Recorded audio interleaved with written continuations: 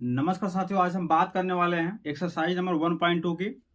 तो यहाँ पे ध्यान देना। यहाँ पे पहला क्वेश्चन हमारा है भाई, निम्नलिखित संख्याओं को अभाज्य गुणनखंडों के गुणनफल के रूप में व्यक्त कीजिए। अभाज्य गुणनखंडों के गुणनफल के रूप में व्यक्त करना है यहाँ पे। तो मैंने निकालने का तरीका आप लोग को ऑलरेडी बताया था, गुणनखंड विधि।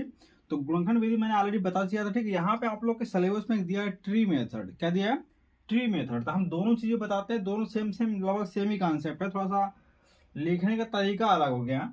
तो यहाँ से जैसे गुणनखंड की बात मैं करता हूँ, जैसे हमारा पहला सवाल है 140। अब 140 को कैसे करते हैं, ऐसे यहाँ पे लिखते हैं और जिस संख्या से कटेगा उससे हम काटते हैं। ठीक, काटने का तरीका भी मैंने आप लोगों को ऑलरेडी पहले बता दिया है, कौन संख्या किससे कटेगी। तो मेरे पिछले वीडियो में जाकर आप लोग देख सकते हैं। तो यहाँ पे क्या है कि भाई, इसको इकाई का अंक 0 है तो 2 से कटेगा, तो हम 2 से भाग देते हैं। 2 सत्ते कितना हो जाएगा? 14। ठीक है, 0 उतार लेंगे। फिर 0 है तो 2 से कटेगा, फिर 2 से भाग देते, 2 दूनी 2, 2 तेज 6 हो जाएगा, 2 पचे 10। ठीक है, फिर 2 से कटेगा नहीं, 3 से ट्राई करते हैं। ठीक है, 3 से भी नहीं कटेगा, 5 से ट्राई करते हैं। 5 सत्ते 35। ठीक है, और 7 एक 7। ठीक है, इसी को ट्री मेथड में कैसे लिखते हैं, ध्यान देना। आप यहाँ पे लिखते हैं, जैसे ट्री मेथड में 140 है यहाँ पे, तो इसको एक डब्बे में पैक कर लेते हैं। ठीक है, अब ये किस संख्या से कटेगा, यहाँ पे ऐसे ध्यान देना। आप यहाँ पे एक छोटा सा डब्बा बनाते हैं भाई, ये किस संख्या से कटेगा। ठीक है, तो किस संख्या से कटेगा? 2 से कटेगा। 2 से काटेंगे तो कितनी बार जाएगा, ध्यान देना पे।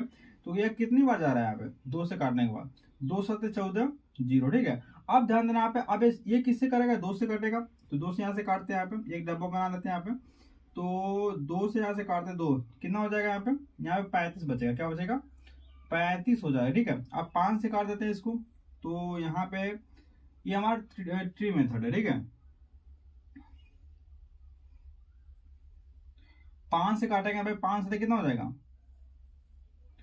5 सत्ते 35। ठीक है, अब इसको 7 से काट देते हैं।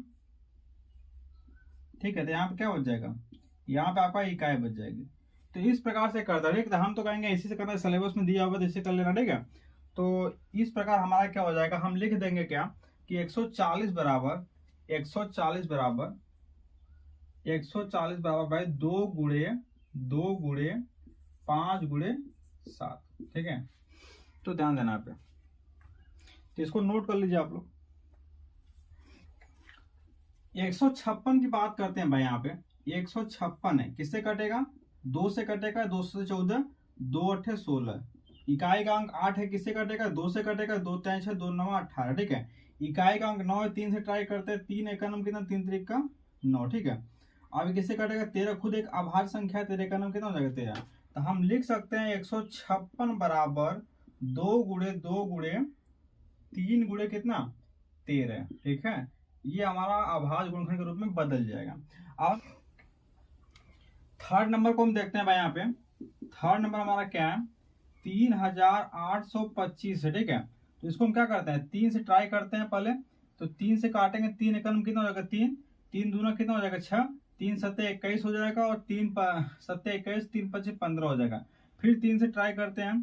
3 दूना 3 दूना 6, 3 चौका 12 हो जाएगा। 3 चौका 12 हो जाएगा, 3 दूना 6 हो जाएगा, 3 पचे 15। ठीक है, फिर 3 से ट्राई करते हैं। 3 एकम 3, 3 चौका 12 नहीं कटेगा। 5 से आप ट्राई करते हैं। 5 वो 40, 5 पचे 25। फिर 5 से ट्राई करते हैं। 5 एकम 5, 5 सत्ते 35। 17 हमारा एक अभाज्य संख्या है, 17 बार एकम 17। ठीक है, यानी यहाँ पर लिख सकते हैं क्या कि 3 8 2 5 बराबर हो जाएगा हमारा 3 गुणे 3 गुणे 5 गुणे 5 गुणे 17 हो जाएगा। ठीक है, ये हो जाएगा। अब हम 5001 को देखते हैं। यहाँ पे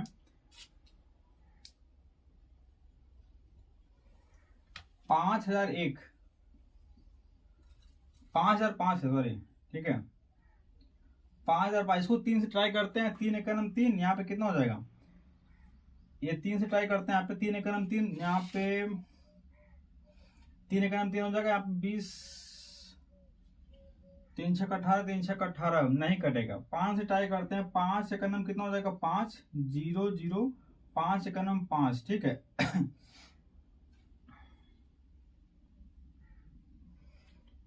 5 से कट गया। अब 5 से कटेगा नहीं, 7 से ट्राई करते हैं। 7 दूना 14, 7 एकम 7, 3 7 चौक 28। 7 से ट्राई करते हैं। 7 एकम 7, 7 चौक 28, 7 त्रिका 21।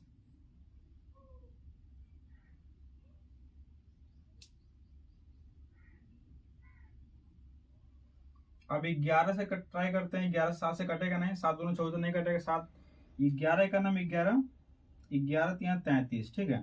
फिर 13 बराबर कितना हो जाए, 13 का नाम 13, यानी हम लिख सकते हैं 505, 505 बराबर लिख सकते हैं 5 गुणे 7 गुणे 11 गुणे 13 लिख सकते हैं। नंबर की बात करते हैं यहाँ पे।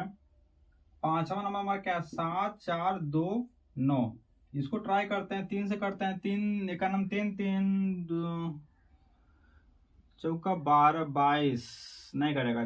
5 से कटेगा नहीं, 7 से ट्राई करते हैं। 7 एक नंबर 7, 7 6 42 नहीं कटेगा। 11 से ट्राई करते हैं। 11 छक्का 66,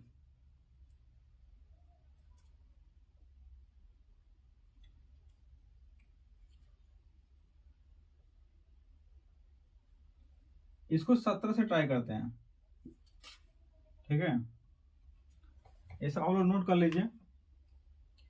इसको 17 से ट्राई करते हैं तो यहाँ पे 7 4 2 9 में भाग दे देंगे भाई 17 का।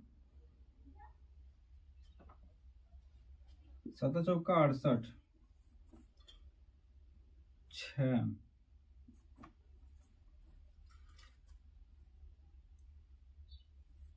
51, 17 119, कितना आ गया 4 3 7 34। इसको 17 से ट्राई करेंगे। यहाँ पे 4 3 7 में 17 का भाग देंगे, 34 यहाँ पे हो जाएगा 9, नहीं कटेगा। इसको 17 तक हमारा अटैक खत्म हो गया। 19 से ट्राई करते हैं तो 19 से ट्राई करें। 19 को 38 19 57, 19 दूना 30, 13 से 5, 19 से 57, ठीक है। 19 से कट जाएगा भाई, यहाँ पे 23 आ जाएगा। यानी हम इसके बराबर लिख सकते हैं, ठीक है। इसके बराबर हम लिख सकते हैं क्या, यानी 7 4 2 9 बराबर यहाँ पे 23, 23 है करना 23 बराबर 17 गुणे 19 गुणे 23, ठीक है। तो इसको नोट लिख कर लीजिए आप लोग। अब हम क्वेश्चन नंबर 2 की बात करते हैं। पूर्णांकों के निम्नलिखित युग्मों के एचसीएफ और एलसीएम ज्ञात कीजिए तथा इसकी जांच कीजिए कि दो संख्याओं का गुणनफल एचसीएफ गुणे एलसीएम, दो संख्याओं का गुणनफल बराबर एलसीएफ गुणे एलसीएम, ठीक है। देखिए ध्यान देना यहाँ पे, मैंने आप लोगों को फॉर्मूला पहले बताया कि इसमें क्या होता है भाई कि दो संख्याओं का गुणनफल, दो संख्या दी है तो उनका गुणनफल हमेशा उनके लस और मस के गुणनफल के बराबर होता है। यानी हम कह सकते हैं पहली संख्या गुणे दूसरी संख्या बराबर लस गुणे मस होता है, ठीक है। ध्यान रहे फार्मूला होता है, इसको आप लोग नोट कर लेना। फार्मूला होता है, ठीक है। फार्मूला क्या होता है भाई कि पहली संख्या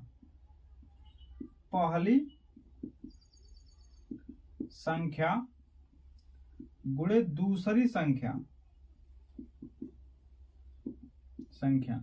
बराबर लस गुणे मस होता है, ठीक है। अब देखिए यहाँ पे क्या कह रहा है कि इनका हमको लस और मस निकालना है, ठीक है। निकालने के बाद चेक करना है क्या इनका गुणनफल बराबर आ रहा है कि नहीं आ रहा आपस में, ठीक है।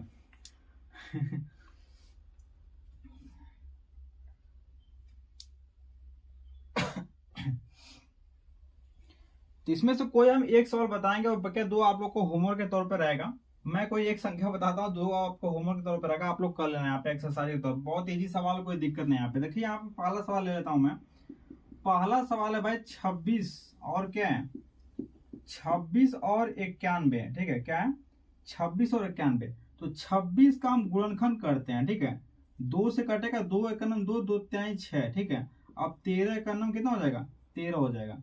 अब यहाँ पे 91 को ले लेते हैं। यहाँ पे 2 से कटेगा ना, 3 से ट्राई करते हैं, नहीं कटेगा।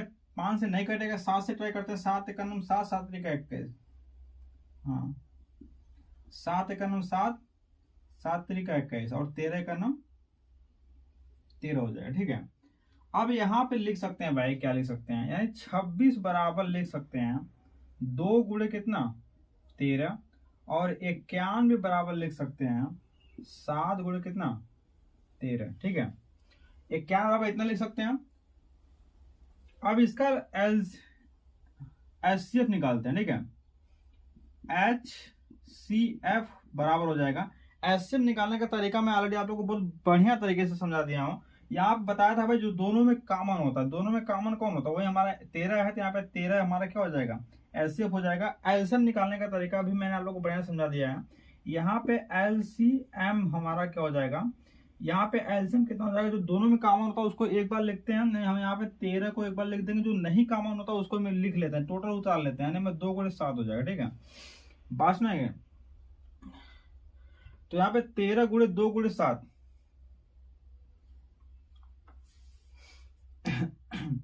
ये हमारा LCM हो गया। ठीक है, LCM तो 7 दूना 14 हो जाएगा। 13 में कितना करेंगे, 13 में 14 का गुणा कर देंगे, 4 12 के 2, 4 एक 4 1 5 हो जाएगा।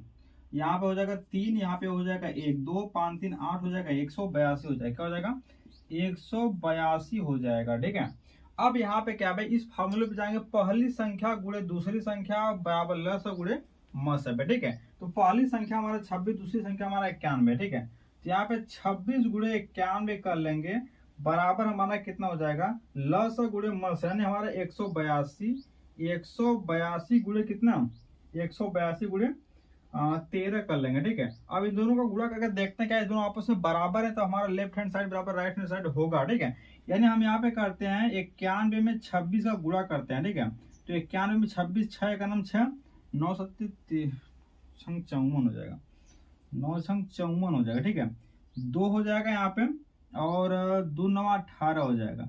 यहाँ पे 6 4 2 6 8 4 12 8 4 12 5 13 3 2 2 3 6 6 आ गया। क्या आ जाएगा 2 3 6 6 आ गया। ठीक है, तो ध्यान देना आप पे, इसको मैं मिटा दे रहा हूँ, तो 2 3 6 6 आ गया। क्या इसके बराबर है, अब 182 में हम 13 का मल्टीप्लाई करके देख लेते हैं। तो यहाँ पे 3 दूना कितना हो जाएगा 6, 8 3 का 24 के 4, और यहाँ पे 3 एकम 3 2 5 हो जाएगा। यहाँ पे 2 8 और 1, यहाँ पे हो जाएगा 6 4 2 6, यहाँ पे 8 4 12 13 के 3 1 1 2। ठीक है, यानी हमारा कितना हो गया 2 3 6 6 हो जाएगा। ठीक है, अब इसको क्या करते हैं मिटा देते हैं। लेकिन यहाँ पे हमने देखा क्या, यहाँ पे दोनों यानी पहली संख्या को दूसरी संख्या बराबर लस गुणे मस। ठीक है, यानी हमारा क्या आ गया भाई, left hand side equal to right hand side हो गया। ठीक है, बस ना पे, तो ये दोनों आप लोगों को होमवर्क के तौर पर। ठीक है, तो इसको नोट कर लेना बढ़िया से और समझ में आ गया होगा उम्मीद।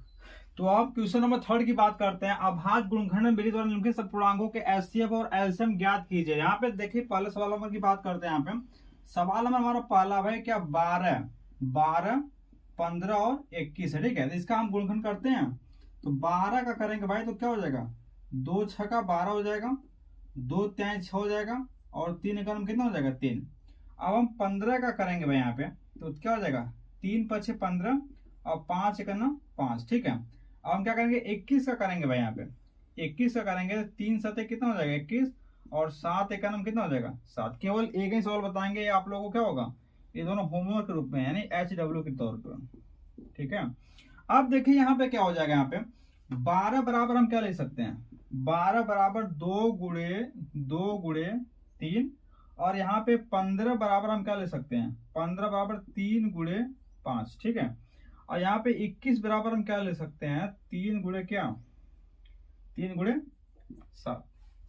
ठीक है, अब देखिए मसा का मतलब ये जो हमारा HCF होता है, HCF होता है, मैंने आप लोग को बार बार बताया था, जो वह अभाज्य गुणनखंड, वह अभाज्य खंड जो हमारा क्या वह अभाज्य संख्या कर सकते हैं, इसमें जो हमारा क्या होगा तीनों में कॉमन होता है वही हमारा मसा होता है। ठीक है, HCF होती है। तीनों में कॉमन कौन है, 2 इसमें है 2 इसमें है नहीं, 2 इसमें 2 इसमें नहीं। ठीक है, यहाँ पे 3 है, इसमें 3 है, इसमें 3 है, 3 हमारा क्या है, यहाँ पे 3 हमारा क्या है कॉमन है। ठीक है, उसके बाद 5 नहीं है। ठीक है, और 7 नहीं है। ठीक है, तो हम क्या कर देंगे भाई यहाँ पे HCF बराबर लिखेंगे, क्या लिखेंगे केवल 3। ठीक है, ये हमारा आंसर हो जाएगा। बात इसमें आगे, अब देखिए एलसीएम को बराबर हो जाएगा, एलसीएम बराबर का जो दोनों में सभी में कॉमन होता है, यानी 3 कॉमन होता है, ठीक है। यहाँ पे और संख्या कौन सी कॉमन है, यहाँ पे दो नहीं कॉमन, जो नहीं कॉमन होता है उसको हम वैसे उतार लेते हैं। यहाँ पे 5 नहीं कॉमन तो 5 को लिख लेंगे, यहाँ पे 7 नहीं तो 7 को लेंगे, इसका मल्टीप्लाई करते हैं, ठीक है। तो 7 त्रिका 21, 7 त्रिका 21, 5 चौका 20, ठीक है। 21 दूना 42, क्या हो जाएगा 21 दूना 42, 420 आ जाएगा। बात इसमें नहीं, तो नोट कर लीजिए, और ये दोनों ऑलरेडी आप लोगों को होमवर्क के तौर पे, ठीक है। अब हम क्वेश्चन नंबर 4 की बात करते हैं। क्वेश्चन नंबर 4 का यहाँ पे दिया एचसीएफ 306 657 बराबर 9 दिया है, ठीक है। 306 और 657 का एचसीएफ जो दिया है यहाँ पे 9 दिया हुआ है, ठीक है। और एलसीएम और एलसीएम 306 और 657 ज्ञात किया, यानी एलसीएम इसका ज्ञात करना। तो मैंने आप लोग को एक फार्मूला बताया था, हल करते हैं यहाँ पे। मैंने ऑलरेडी आप लोग को एक फार्मूला बताया था भाई, क्या पहली संख्या क्या होती है, पहली संख्या गुणे दूसरी संख्या बराबर एलसीएम इंटू एचसीएफ, ठीक है। पहली संख्या गुणे दूसरी संख्या बराबर एलसीएम गुणे एचसीएफ होता है। तो पहली संख्या हमारा 306, कितना है 306, गुणे हम कर देंगे 657, 657 हमारी दूसरी संख्या है, बराबर एलसीएम गुणे एचसीएफ कितना दिया हमारा 9 दिया। इसको हल करते हैं भाई, काटते 3 त्रिका 9, ठीक है। क्या 3 से कटेगा, हाँ 3 एक 3, 0 3 दूना 6, ठीक है। बासना पे अब फिर इसको काट देते हैं 3, और 3 से काटते हैं 3 त्रिका 9, और क्या हो जाएगा 3 चौका 12 हो जाएगा, ठीक है। अब करते हैं भाई 657 में कितना 34 का मल्टीप्लाई कर देते हैं, ठीक है। 7 चौका 28 के 8, 5 चौका 20 दू 22, ठीक है।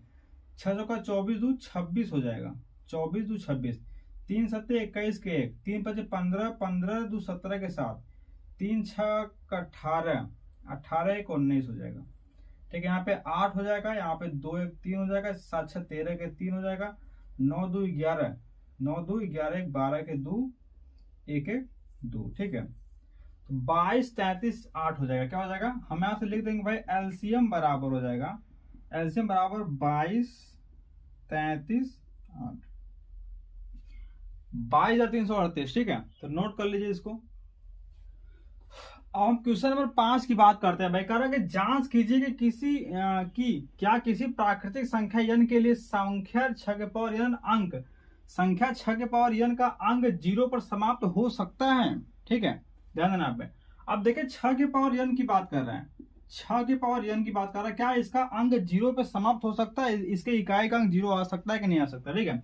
अगर इसके इकाई का अंक 0 आएगा, ठीक है, तो इसका जो अभाज्य खंड होगा, ठीक है, उसमें वो 10 से डिवाइड होगा, ये हमारा क्या होगा, ये 10 से डिवाइड होना चाहिए, ठीक है। बस ना पे इसका अभाज्य खंड करें, वो 10 से डिवाइड हो या 10 से डिवाइड हो, ठीक है। या फिर लिख सकते हैं भाई 10 बराबर क्या 2 गुणे 5, ठीक है। यानी इसका गुणनखंड करेंगे तो उसमें 2 और 5 क्या होना चाहिए, आना चाहिए, ठीक है। अब देखिए 6 10 से डिवाइड तो होगा नहीं, ठीक है, होगा नहीं, ठीक है। जैसे कोई बड़ी संख्या भी अगर दे देता, ठीक है, तो हम ट्राई करते हैं, अगर यहाँ पे 0 होता तो ये डिवाइड हो जाता, ठीक है। अगर यहाँ पे 0 नहीं तो डिवाइड नहीं होगा, ठीक है, क्योंकि 6 का गुणनखंड करेंगे तो भी देखेंगे 6 का गुणनखंड अगर हम करते हैं 6 बराबर, तो क्या आ जाएगा हमारा, यहाँ पे 2 गुणे कितना आ जाएगा 3, 3 दूना 6, क्या इसमें 2 और 5 है, देखिए या 2 और 5 दोनों से डिवाइड होना चाहिए, ठीक है। बस अगर 10 से डिवाइड हो या 2 और 5 दोनों से डिवाइड हो, ठीक है। तो यहाँ पे 2 तो है लेकिन 5 नहीं है, ठीक है, इसलिए हमारी संख्या क्या होगी, डिवाइड नहीं होगी, यानी इसका इकाई का अंक 0 कभी नहीं आएगा, ठीक है। बात इसमें नहीं, तो यही इसका कॉन्सेप्ट है, ठीक है। तो यहाँ पे लिख देंगे भाई कि 6 का अभाज्य खंड में 2 और 5 नहीं आते हैं, ठीक है, इसलिए हमारा इसके 6 के पावर n के इकाई का अंक 0 नहीं होगा, बस ना n 0 पे समाप्त नहीं होगा।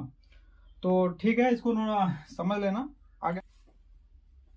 अब हम क्वेश्चन नंबर 6 की बात करते हैं भाई। क्वेश्चन नंबर 6 मतलब व्याख्या कीजिए कि 7 गुणे 11 गुणे 13 प्लस 13 और 7 गुणे 6 गुणे 5 गुणे 4 गुणे 3 गुणे 2 गुणे 1, ठीक है, प्लस 5 प्लस 13 यहाँ पे ऐड कर दिया है, भाज्य संख्या क्यों है, ठीक है। तो हम इसको हल करेंगे, पर इसको हल करके इसका वैल्यू निकालेंगे, उसका गुणनखंड करेंगे, ठीक है। अब उसका अगर गुणनखंड करेंगे, ठीक है, अगर उसका गुणनखंड हो जाएगा, ठीक है, दो या दूसरी संख्या में डिवाइड हो जाएगा, कहने का मतलब अभाज्य संख्या हमारी वे संख्या होती है जो एक और स्वयं को छोड़ करके किसी तीसरी संख्या से न कटे, उसे अभाज्य संख्या कहते हैं। भाज्य का मतलब होता है भाई कि जो एक और स्वयं को छोड़ करके किसी तीसरी संख्या से कट जाए, डिवाइड हो, उसे हम भाज्य संख्या बोलते हैं। तो यहाँ पे अगर हमारा कोई और संख्या से कट जाएगा, ठीक है, तो जाहिर सी बात एक से तो कट ही जाएगा, और जो संख्या आएगी उससे तो कटबे करेगा। कोई और तीसरी संख्या जो इसको डिवाइड कर देगी तो हमारा भाज्य होगा, अगर नहीं करेगी तो क्या होगा, अभाज्य होगा। तो पहले इसको हल करते हैं यहाँ पे। तो 11 7 77 हो जाएगा, गुणे 13 करेंगे, ठीक है, ध्यान देना। पहले इसको हल करते हैं, 11 गुणे 13 प्लस 13, ठीक है, 11 7 77, यानी हमारा 77 गुणे कितना 13, 7 त्रिका 21 के 3 7 21, 21 2 23 हो जाएगा। यहाँ पे 7, यहाँ पे 7, यहाँ पे 1 7 3 10 के 0 7 2 9 1 10, ठीक है। यहाँ पे आ गया भाई 1001 आ गया, ठीक है। अब 1001 में क्या करेंगे, 1001 प्लस 13, ठीक है, यहाँ पे आ जाएगा 1 0, ठीक है, 1 4, ठीक है, 1 0 1 4 आ गया, यहाँ पे 3 1 4 हो जाएगा 1, ठीक है। अब ध्यान देना, यहाँ पे इसका गुणनखंड करेंगे तो इकाई का अंक 4 है, जाहिर सी बात है 2 से कट ही जाएगा भाई, इससे 1004 से तो 1004 कटबे करेगा, 1 से कटबे करेगा, और 2 से भी ये डिवाइड हो जाएगा। ध्यान देना यहाँ पे, जैसे 1 4 यहाँ पे देखो डिवाइड कर देख सकते हैं, 2 5 10 0 2 7 14 4, ठीक है, कट ही गया यहाँ पे। और नीचे ट्राई करेंगे तो और कटेगा, ठीक है। तो मेरा कॉन्सेप्ट क्या है, कट जा रहा है कि नहीं कट रहा है, यानी कट जा रहा है, ठीक है, यानी हमारा एक तरह से क्या है, भाज्य है, क्या है ये हमारा भाज्य हो गया, ठीक है, अभाज्य है ही नहीं, ठीक है। अब इसकी ट्राई कर लेते हैं यहाँ पे। तो यहाँ पे 2 एकम 2 2 3 6 5 चौका 20 20 छक्का 120, ठीक है, 120 7 छंग 42, तो 42 गुणे, ठीक है, 120, ठीक है, जीरो यहाँ हटा लेते हैं, 2 दूना 4 और 2 चौका 8, ठीक है, यहाँ पे 2, यहाँ पे 4, यहाँ पे 4 8 2 10 के 0 4 1 5, यहाँ पे 0, 5040 हो जाएगा, ठीक है।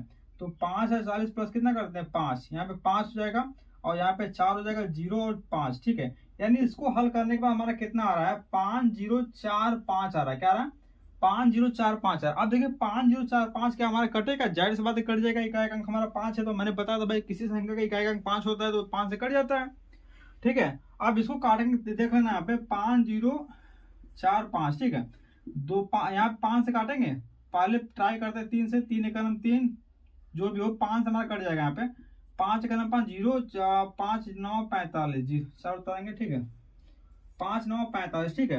आगे भी काटते रहेंगे, नहीं कट जाएगा। तो कहने का मतलब क्या है कि भाई ये तो ये स्वयं से कटवे करेगा, 1 से कट ही जाएगा, 5 भी इसको क्या कर रहा है, काट दे रहा है। तो जाहिर सी बात हमारा क्या हो रहा है, भाज्य हो रहा है, क्या हो रहा है, ये हमारी भाज्य संख्या है, ठीक है, क्या है भाज्य संख्या, ठीक है, अभाज्य है नहीं, ठीक है।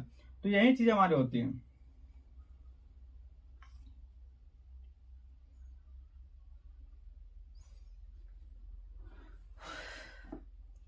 अब हम क्वेश्चन नंबर 7 की बात कर लेते हैं, ठीक है। क्वेश्चन नंबर 7 में नोट नहीं कराने वाला, केवल मुंह से बोलूंगा। यहाँ पे क्या, किसी खेल के मैदान के चारों ओर एक वृत्ताकार पथ है।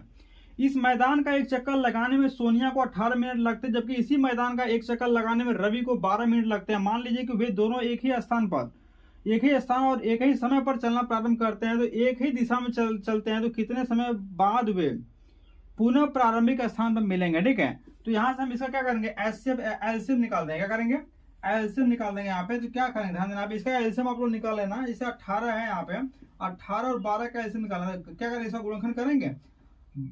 यहाँ पे 2 नमा 18 हो जाएगा, यहाँ पे काटेंगे 3 त्रिका 9 हो जाएगा, 3 एकम 3, 12 काटेंगे, 2 छक्का 12 हो जाएगा, 2 तय कितना हो जाएगा 6 हो जाएगा, 3 एकम 3, ठीक है। अब यहाँ पे भाई कितना 18 बराबर लिख सकते हैं 2 गुणे 3 गुणे कितना 3, और 12 बराबर लिख सकते हैं 2 गुणे कितना 3।